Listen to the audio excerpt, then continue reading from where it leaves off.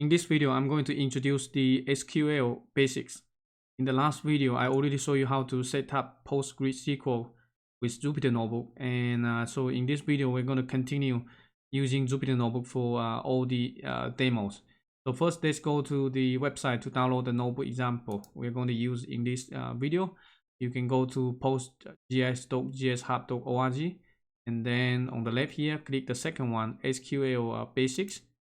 Then you can click the upper right corner here to download this notebook to your computer, or you can download to any location. I'm going to download to my downloads folder. After that, you can open this using, for example, Anaconda prompt or your Windows terminal. Then you need to activate the Conda environment. So last time we created the environment named Conda activate SQL and Jupyter Notebook. Okay, so it should open the Jupyter Notebook on your browser. Then you can click this one to open the notebook. So on the website here, all the source code has been executed, so you should be able to see the result directly within this one. Some of these actually we already covered in our first video, getting started with PostGIS SQL. This one also introduced the basics, but at that time we did it using the pgadmin. And so again, I can also open pgadmin. It might take a couple seconds to load. So you can use either pgadmin or Jupyter Notebook to do all the coding. And so for teaching, I prefer to use Jupyter Notebook because I can save all the source code, so I just need to execute. I don't need to type all the source code when I'm teaching. But you're welcome to use this one if you want. Let me enter the password. Then you should be able to connect to the server. The left side here, you can click the database. So last time we used the SDB database, and we also have a couple of tables here. So today we're going to continue to use this. Next, because in this video we're also going to talk about some of the SQL join table, and we need two tables. The first one here, the city.csv, we already used this one in the last video, so we don't need to do that. But for this one, if you don't have that, you can right click, save link as, then you can click the link and then save as. So you can save this one to your computer. Once you hit save to your computer, you should be able to see this one as CSV, and then you can open using Excel if you want. Okay, you can also use that open using a notepad or other. Let me see if I can open using notepad. You can take a look at the contents within this one.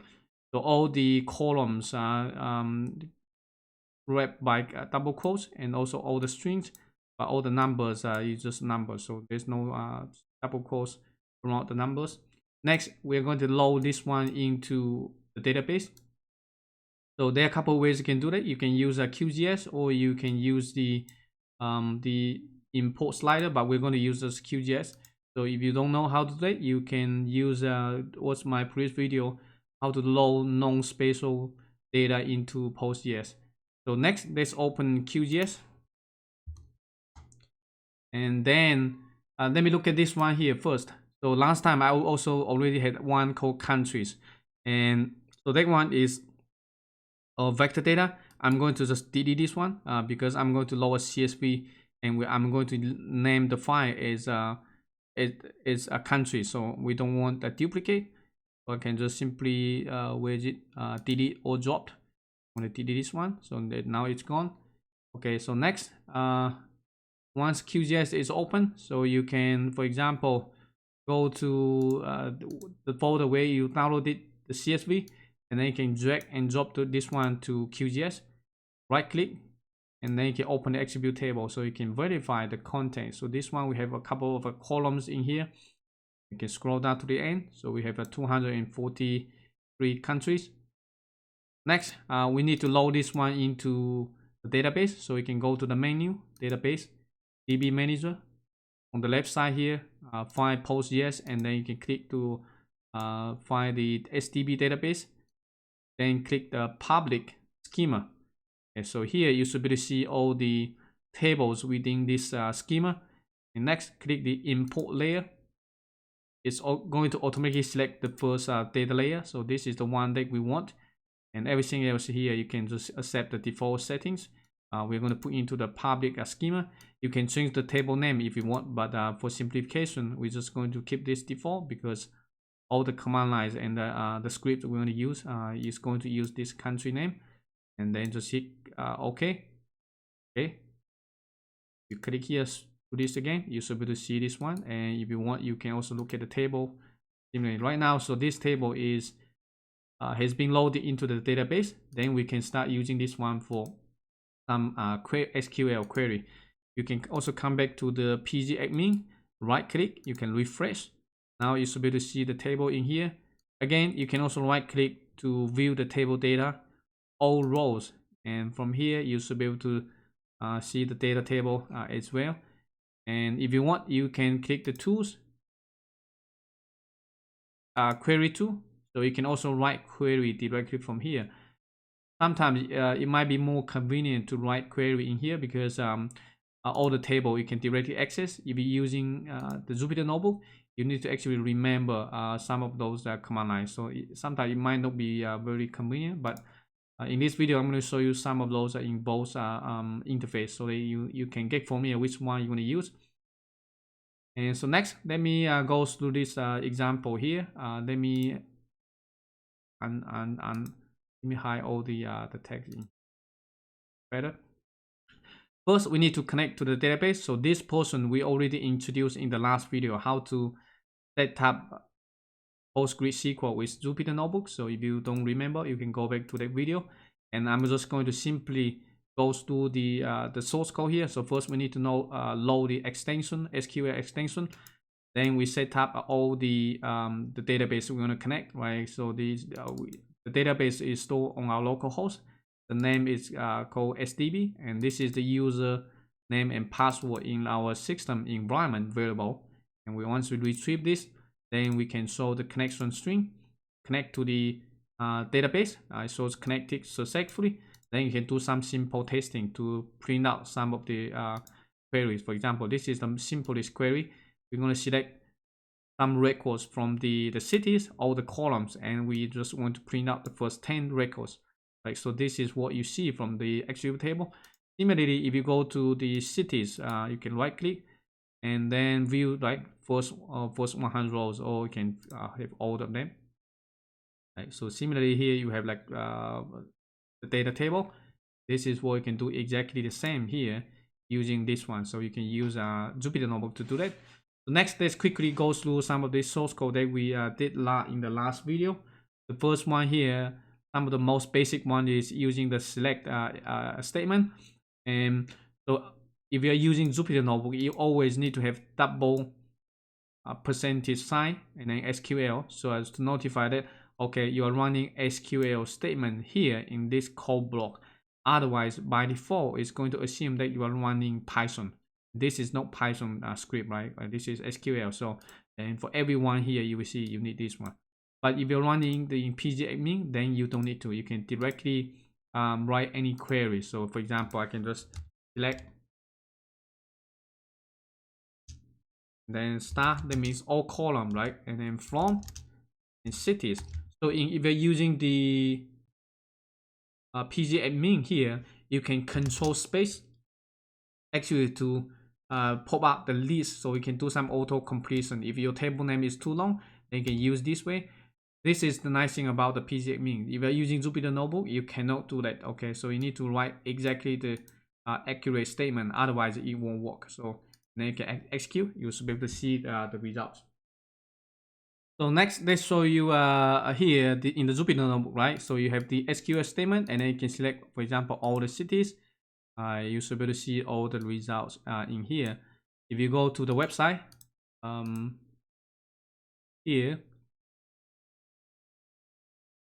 right, the first one here, you can also see the result, but by default, I hide the output. So you need to click this one actually to see the output, because it's too long. So I don't show by default, I don't show the result. You need to unhide it. You can also, for example, select just for the first 10 records and go back to here, right? So the second one here, select all the columns from the cities table and just show the first 10 records. This is the result. You can also just select a number of columns. If you want all the columns, you just use the star. If you want just a specific column, you can provide the name of the column. For example, I just want the name and also the country. Then you can just select those 2 columns. Similarly, sometimes you might want to just select, for example, a distinct, so unique values within a certain column. In this case, right, we have how many cities? Let me show you here. 1,249 cities, right? But we don't have that many countries because some cities are within the same country. If you want to get the list of countries, then you can use the distinct, and then cut the name of the column. From there, you can get all the distinct countries. I'll just show you here just the first 10 records. You can also do the count function. So the count means it's going to count how many distinct countries within this table. So only 200, right? So exactly 200 countries this table. You can also calculate the maximum, sum, minimum, and so minimum would be mean. So sum, average, something like that. So this is, you can apply it to a numeric column, for example, integer or float, and can quickly get the results. This is similar if you're using Excel, right? You are writing a function, and then you can aggregate the result, either calculate the mean, the maximum, the standard deviation, or the variance like that. Okay. You can also do the order. So for example, after you select all the cities, you might want to order those alphabetically by the other column. You can do that as well. So in this case, we are going to select all the cities, and then we're going to order by country, right? So and then you will see this one here, the country column is ordered alphabetically from A all the way to Z. You can also order by multiple columns, right? So the first column here, you order by country, and then you can also have the second one order, for example, by population. So A to G, and then the population is also descending order. So for example, in the first couple here, then we're going to descend. So now the same country with the largest population is first, and then decreasing order. So this is how easy it is that you can select records or from the table. Next, we're going to talk about the where clause. So where means sometimes if you want to select some records that meet a specific condition, because earlier these are select statements, we select pretty much all of them, but we only sometimes limit 10 or 20. But you can actually have a where clause to be more specific about your criteria. So in this case, we have all the cities, but we just want to select those cities in the US. So we can have the country, because we have the country here, right? This is the column, and all of the countries using the 3-digit character. You can just pass in where. So select all the column from the cities table, and if the country equal to USA, then we're going to select those records. In this case, we have 114 records of cities within the USA, right? So if you see the column, they all belong to the USA. You can also have multiple criteria. For example, if you want to select cities in the US or in the Canada, then you can have or means like either one. Don't put N. N, you're not going to get anything because there's no city in both the US and Canada. It's only one of those. So in this case, we have 159 cities. Next, here we can also select, for example, N, and you can use the same column here. We're going to select in the USA, but also population larger than 1 million, right? So this case, it's going to narrow down the number of cities. So right now we have 41 rows of records that are being selected. You can also have some here, the like means if you want to select something that contains a specific character. So the percentage sign represents an unknown number of strings or characters, and the U means that okay, that country need to start with the character U. It can be USA, you can be any other country starting with U. So if you want, once you select, for example, UGA, USA, URI, something like that. So this might select a lot more countries in addition to USA. Okay, so next. Next, you can have, for example, if you want to select a country that ending with A, you can also do that like this way. UGA, ITA, USA. Okay. You can also have like underscore. So underscore means just one character. Right? So because all the countries using the 3-digit code, and if you want something in the middle, like it must be they have S in the middle, you can use this way. So it's going to select, for example, PSE, USA, FSM, like that. Next, you can also select from a list, right? In this one is using in. So select all the cities from the table. If the country is in the list, for example, one of them, so it will be USA, Canada, and China. So this is how you can select from a multiple list. You can put as many items as you want within the parentheses. It's going to select all the cities that belongs to one of those country. Last one, you can also use the between. So if you are selecting a new records based on a numeric column, and that column has numbers, then you can set a range.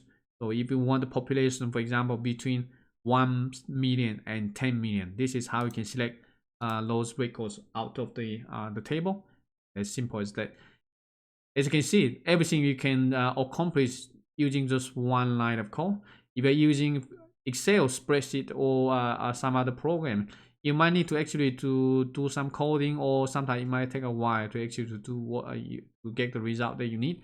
And in SQL, it's actually very simple. So just one line of code, you can get the result easily, and you can also do a lot more aggregation. We will talk about this more in the future video, but this will just give you some basics about SQL and how you can perform a query to retrieve the data you need.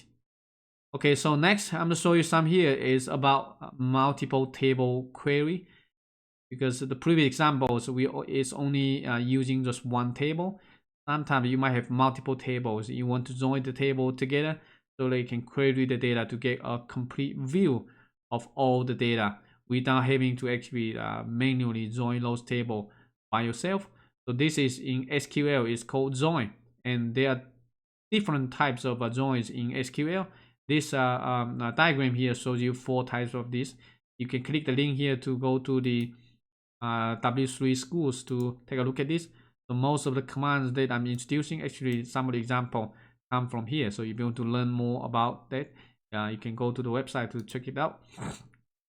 So these 4 types of joins, and I'm going to show you here using the 2 tables. So the first one is the cities, right? The second one is the countries. And let's take a look at again what the data look like, right? So the cities table, we have 1,249 tables. We can show just for the first 10 records. You will see here first 10. So we have the name column, country, latitude, longitude, and population. Next one, we're going to use the countries. Again, I'm going to show you how many countries in there. There are 243 countries within that table. And similarly, I can show you the columns. Keep in mind, these are the 2 different tables. So for example, in the first table here, we have the cities, right? We have the name of the city. We also have the country, but the country is in 3-digit character. And not all, probably not all of you know exactly what this country represents. For the common one, you might know that, but for some of the very uncommon one, you might not know exactly what's the full name for this country. So the second one here, we have the country table, and this one here, we have one column with the full name of the country.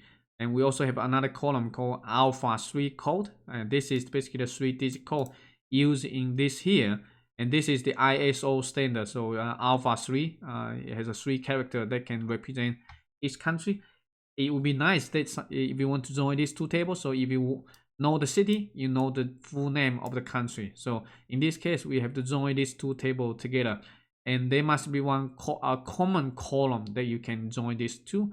Apparently, we're going to use here this column. So in the cities table, it will be the country column. But in the countries table, it will be Alpha 3 column, right? Because these 2 columns, they are unique. Every city, every country is have 3-digit code, and it's unique. It's not going to be repeated. So what we can do is to join these 2 tables together, And so next I'm going to show you how to do that. As you can see from the diagram, we have 4 types of SQL joins you can perform. The first one here is the inner join. So the inner join basically is to find out the matching records between these 2 tables, right? So assume we have the cities, we have the countries, and we want to find out the common one, and also to join these 2 tables together. So how can we do that? This one gets a bit longer, and I want to show you here. For example, let me go back to the PGAdmin. You might notice that some of those you have the double quotes, and some of those don't have double quotes. So this can be quite confusing. And let me copy this one to here, and I can show you in here. You can execute this one and just be able to see the result. So what we are trying to do here is to join these 2 tables together using the inner join. So select star from cities. So basically we are trying to select everything, all the columns from the cities table, and then we're going to perform inner join with the countries table. On means the condition, so which column we're going to use to actually to join these 2 tables together. So the first one here, we're going to use the cities dot countries. So the first one here, let me open the cities table, right? So we have the ID, we have the name, we have the country. So the first one here, the name, the column name is called country. We go back to here. The second one here is actually the alpha 3 code. So again, I can open this one and take a look. So it's called alpha 3. But the confusing part is that, okay, so why this one needs to doesn't need the double quotes, and this one needs double quote. So one easy way you can figure out is, let me do it one more time here. For example, cities, and then just type dot, right? Control space. If you hit control space, it's going to pop up the list, the name of the column. So you can select from here. The name, actually this one has double quote, and the second one here, the country, doesn't have double quotes. So if you select this one, if you want, you can maybe try out. If you put double quotes, see if it works or not. It doesn't work. So this one is a bit tricky, and I'm no expert SQL. I'm also learning as I'm teaching. So it probably depends on how the way that you import the table. Sometimes it's which has a double quotes edit, sometimes it doesn't. So I'm not quite sure, but one way you can figure out is similar to here. If you type dot and then control space, then you should be able to see the list of columns here. In this case, all of them has double quotes. So then you use double quotes, then you can just click. You should be able to see the result. So this is how you can see here, right? 1000 low right corner here, 1244 records. Similar, this is what you're going to get in the Jupyter notebook. So after you do the inner join, you're going to have all the columns from both tables, right? So from the ID all the way to population, these columns belong to the cities table, and this ID all the way to the end, this one belongs to the countries table. So now we have these 2 tables together. Keep in mind, if you're using Excel or using other spreadsheet, you might need to do some work before you can join the 2 tables together. But in SQL, it's very simple. Just one line of code, you can get things done. So again, I'm going to execute this one to show you like result 1244 number of cities. Again, pay attention to the double quote or single quote. So sometimes if it doesn't work, if you cannot figure this out, it's better to use the PGAdmin here.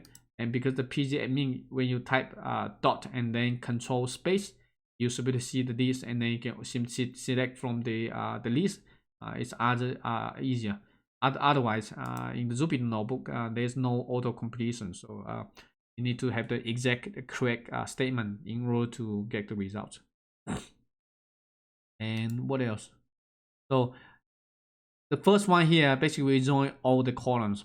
But if you just want a specific column, you don't need all the column, you can do that as well. So in this case, we're going to select from the name and the country. So if you don't have the table name at the beginning, then it automatically is going to assume that it's coming from this table because you are selecting something from here. But you can also pass in the country. So in this case, we're trying to get the city name and the 3-digit character representing the country. but we also want the full name of the country coming from the countries table. So in this case, this is the name of the table, and this is the double quotes is the column name, and then everything else remain the same. So we're going to join using the inner join, and then the key we're going to use here is the first table, the country, and the second table is the alpha 3 code, and we can execute. Take a look. So now we only have 3 columns. This one shows you, for example, if you don't need all the columns and if you just need the 3 columns, and this is the way to do that, to select the information that you need. Now you have the name, you have the country, you also have the full name of the country. If you want, you can export the data if you need it. So this is the easiest way that you can do the inner join of all the tables together. So keep it in mind, right now we have 1,244 records, and so the first one here, we have 1,249. So some of the cities might not, the 3-digit code might not be in the country list, so you don't see right now the number is slightly reduced, and that's normal. If you go back to see the diagram, right, we have 2 tables, it's only finding the common one. So this is only a small subset of the data set between table 1 and table 2. So table 1 has 1,249. Right now we only have 1,244 records. Okay, so that's the inner join. So next one here, we're going to do the left join. So the left join is that we're going to keep all the data from the left table and then also find the matching records from the right table. So in this case, we're going to still doing the cities, and we're going to join the country table. And this is using the left join. So everything else is the same as the previous one, except this one. So the left, the previous one was inner. So let's take a look. Again, right now this one has 1,249. So this is exactly the same number of records for the cities table. So we get all the results. On the right here, you should be able to see everything has been joined to the left table. So the left table is complete. If you look at the right here, right, some of these actually does not have the record. So ID, right? So if you see none, that means this country here is not in the country list. So you don't have the records, and there might be a few more, but most of those should be able to be identified. So if you scroll down the list, you will see most of them has been joined successfully. So this is the left join. You can also do the right join. So the right join is you want to keep the all the records from the countries table, and the left join to the right. And so again, only this one is changed. So the right, so from the left to the right. Right now we have 1,291 records. If you see from here, so we are joining the cities table to the countries table. So the countries table right now is the primary one. If you scroll down to the end, you will maybe see some of this in here. So now we have some none here in this table. That means not all the countries in the countries list has cities in the cities table. So that's why you see some no data here in this table. It's quite normal. Last one here is the fully join. So the full join means you want to have those 2 tables. So it's just like the maximum number of records you want to get, right? So it's going to create from the left table and also from the right table. Eventually you have the full table. This is called full join. You just replace the left or right to full, and then you submit to this one. So this one expects to has resulting in the largest number of records, right? 1,296. This is so far the largest number we get from all the joins. And if you scroll down, you should be able to inspect the result. Again, you might see some none from the left, because this one is the including both the left join and the right join and also the inner join. All the results should be seen directly fitting this table. Okay, so those are the 4 types of joins that you can do, and keep that in mind. Depends on what you need. You need to choose a specific type of join you're going to use. The last one here I'm going to introduce is the union. So SQL union. That means you can join the 2 resulting tables together as one table. So in this case, I'm going to join, for example, select the country from the cities, right? So if you go back here to see this one again, the countries, the column from the tables, we have all the unique a 3-digit character. And I think earlier I show you we have, how many do we have? I think 200 or something like that. Okay, 243 from the countries table. But we also have cities. I think now, how many do we have? So from the cities table, if we want, we can pick this one. We can figure it out. Okay, so we just SQL and then put this one here. So what we need to do is to select distinct, distinct, and then the name of the column. So the name of the column is called country. So let's just type country, and we don't need to limit. We just want to get all the records. So in this case, select DIS. Okay. So as you can see here, we have 200. So that means in the cities table, we have 200 countries in total, right? But like we said, I said earlier, not all the countries are actually in the countries list, or not all the countries in the countries list can be found here in the cities table. So what we want to do, if we want to get a complete list of all the countries, then we can use the union, right? So it's going to select here, select country 200, right? And then go to unit, select alpha 3 code from the countries. So alpha 3 here, we also have a list of countries. It's going to join these two together, and we will only give you the unique one. It's not going to give you all of them. So the unique one here right now we have 247, right? So 200 of those actually from the cities table, and another 47 is actually from this one. So the duplicates have been removed, and now we have all of this together. You can see, pretty nice. So you have the unique list of countries, and if you want to export this one, you can do that as well. So okay, so that's all about some of the SQL basics. You can do, you can run it using the PG admin, or you can just directly run using this notebook. So that's all for this video, and I hope to see you in the next one. Take care. Bye bye.